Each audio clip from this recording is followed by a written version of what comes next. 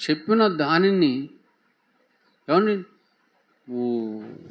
తెలుసుకున్నారు. ఏం చెప్పాడు ఆయన? తింటే ప్రమాదం అని చెప్పాడా? అవును, తింటే ప్రమాదం.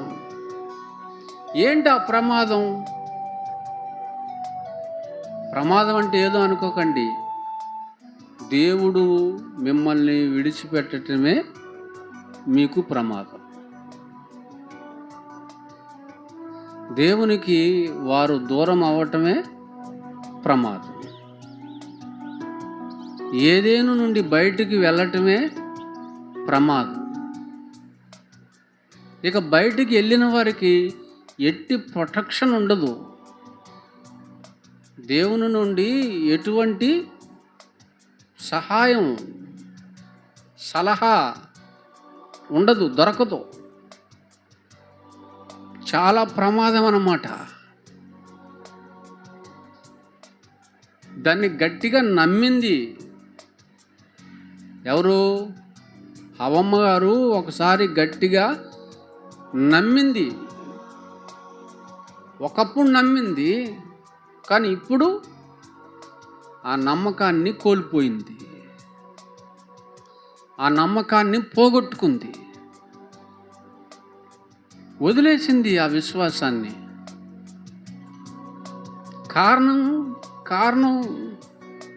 కారణం ఏం లేదు. ఎవడో దారిన పోయే దానయ్య వచ్చి ఏమతో ముచ్చట పెట్టాడు అంతే,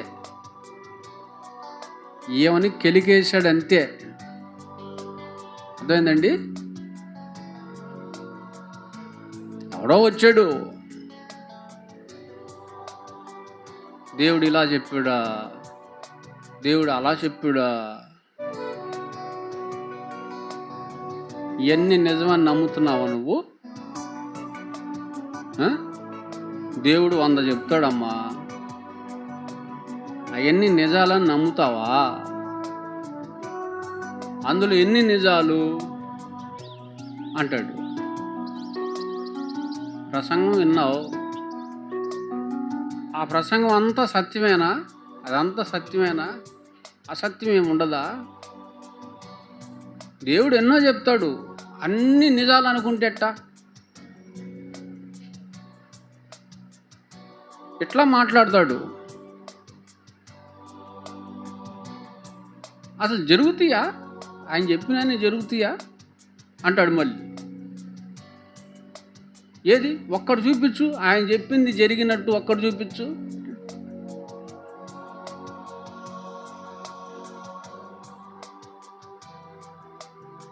నేను చెప్పినట్టుగా చేయండి, నేను చెప్పినవి జరుగుతాయో లేదో చూడండి. ఆయన 100 చెప్పాడు కదా, 100లో ఒకటన్నా నెరవేరిందా? నెరవేరలేదుగా. ఇప్పుడు నేను 100 చెప్పను, 1-2 చెప్తా. నెరవేరుతాయో లేదో చూడు. నెరవేరినయా దాన్ని బట్టి నీకు అర్థమైపోయింది ఏమని ఎవరు నిజం చెప్తారో, ఎవరు అబద్ధం చెప్తారో. నేను చెప్పినవి జరిగినాయి అనుకో, నేనే నిజం చెప్తున్నట్టు.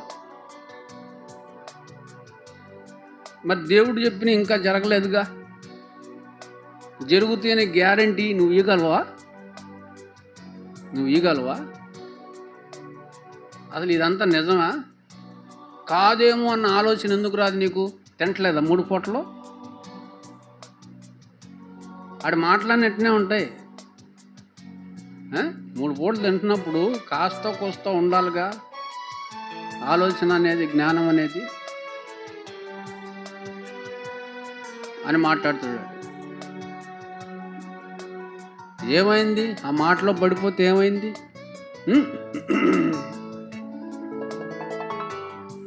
గనక నువ్వు ఒక పని చెయ్యి, తిని చూడు.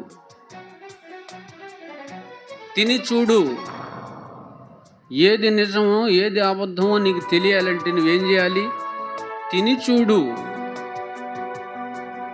తింటే అర్థమైపోద్ది, నీకు క్లియర్గా అర్థమైపోద్ది.